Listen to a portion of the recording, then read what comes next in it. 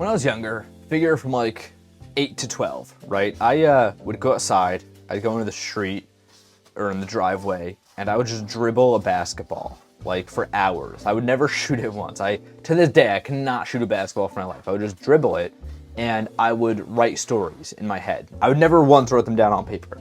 I remember vague details of them, but I would just like stand out there, and in my head, I would just, this happens, and this happens, and this happens. And as I've been thinking about like creative process and all that a little bit more, doing this series especially, I feel like now that I'm at episode 140, whatever, I'm kind of getting into that stage where it's like I'm thinking about, like I'm in the middle of it. You know what I mean? Like I'm not starting it anymore. I'm kind of in the middle of the series, and as I do that and I think more about process, I can't help but think back to those times as like, obviously, 8-year-old me wasn't writing anything great out there. But some of the most pure creation I think I've just ever, quite frankly, I like the privilege to do. Like that is such a privilege to be able to stand outside for hours and dribble a ball and like come up with the worst stories ever. Because most people don't get the chance to do that. But,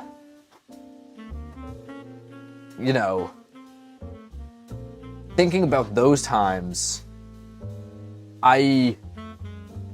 not that I was extremely lonely, like I had friends back then or anything, but I think like it was almost a state of like being solitude, being in solitude, being solitary. What's the word for that? I don't know what the adjective for that even looks like, but that state I think was so important. You know what I mean? Like being not like exactly, this is actually tough because I don't want to mix up the word lonely with solitude here, because it wasn't loneliness, it was definitely not that.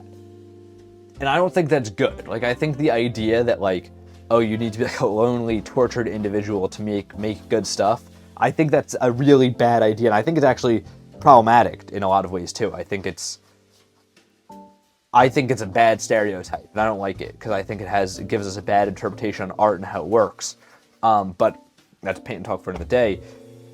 Solitude in just terms of being alone, maybe a little bored, I think solitude, there's something that maybe isn't in the definition of solitude, but is definitely like, I think an essential part of it, that like you need to be a little bit unstimulated. If you're bed rotting on Instagram Reels or TikTok, I struggle to call that solitude. And maybe that is solitude by definition, but it's not the kind of solitude I'm thinking of here. I'm thinking of sort of a quiet aloneness in which it's kind of just you and your thoughts. And I think that solitude is extremely important for creativity. There's that phrase, art's not made in a bubble. And I think that's true. I do think that's true. And I don't like the stereotype, as I've already stated here, of like a lonely genius sitting in their room just coming up with new art. I think that's a bad stereotype. But I do think there's an extent in which you do need to make art in a bubble, because being out in the world and experiencing it would not create art alone, at least not the kind of art we're talking about here today, without going back inside and putting those thoughts into a work, into something,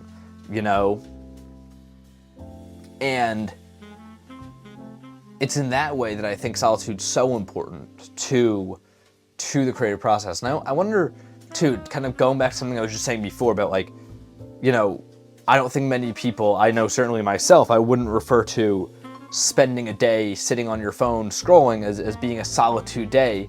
I think maybe it's not even that doesn't fit into the definition of solitude, because social media does have a social aspect to it. You know what I mean?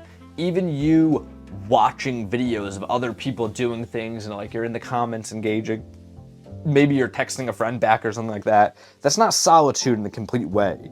That's certainly not learning to be alone.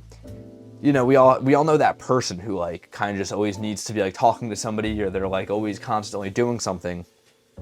Not doing something, sorry, that wrong wording. They're always constantly like in a conversation or in a talking stage or in a relationship, and it's like, no hate, of course, I'm not here to do that, but sometimes it's like you got to be alone to learn a little bit about who you are too. I think that's why breakups are so important, things like that,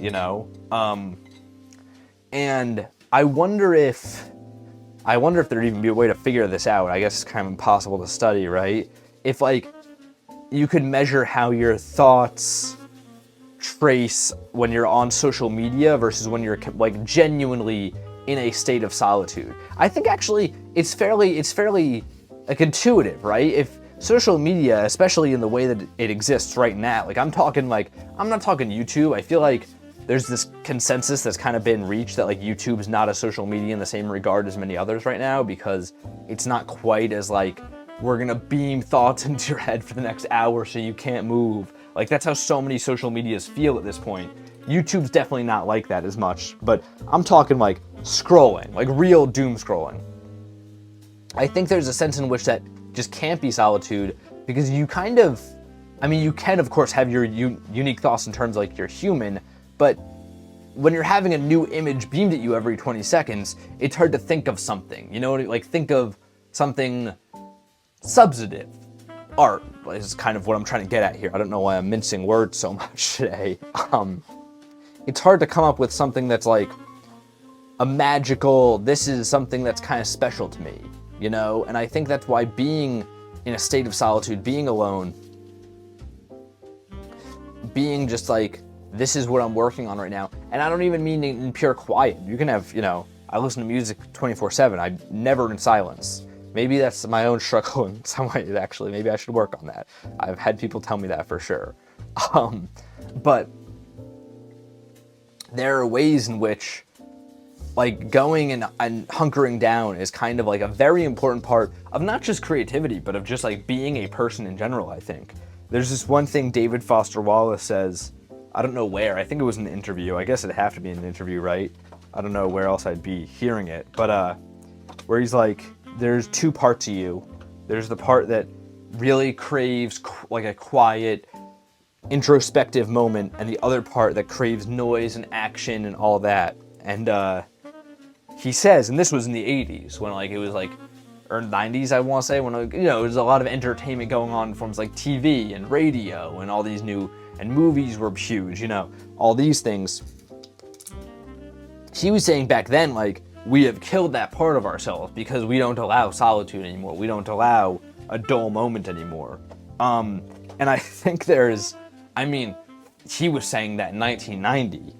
I believe he unfortunately passed in the early 2000s, but like, imagine if he could see, I can't even imagine what he would have to say about a TikTok feed right now. If that's what he thought about TV, like, you wait and see, you know what I mean? That's, it's genuinely a whole different world of, that's why I don't even want to refer to it as entertainment, because it's not. It's like, we're gonna beam a thought into your head, and you're going to think this thought. Whether you like it or not, you have to think about this thing. Like, if he was saying that we're kind of not feeding that part of ourselves back then, I think it's fair to say, building off of what he was saying back then, we're like actively strangling that part of ourselves right now. And that's why solitude doesn't need to be dramatic. It doesn't need to be hard. Just like I think taking some time to be inside, working on your own thing, can be very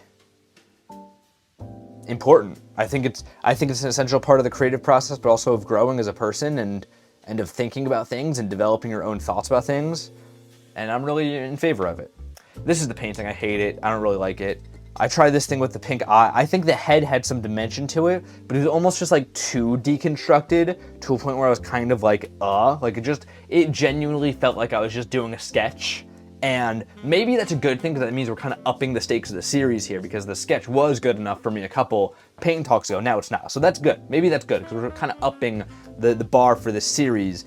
But I don't think that this was the right direction to up it, because it's supposed to look unfinished. It's not like I stopped finishing a painting and did some graffiti on it. Yeah. Not my best, but you'll have to hear me say that again over on the Instagram. Go check out over there and keep up with me. It's where I do most of my posting outside of Paint and Talk, which is daily every morning at 9 a.m. of course. So with that being said, until next time, guys, gals, and pals, my name is Max Dice. This has been Paint Talk episode 142. I'm here every morning, painting and talking with you all.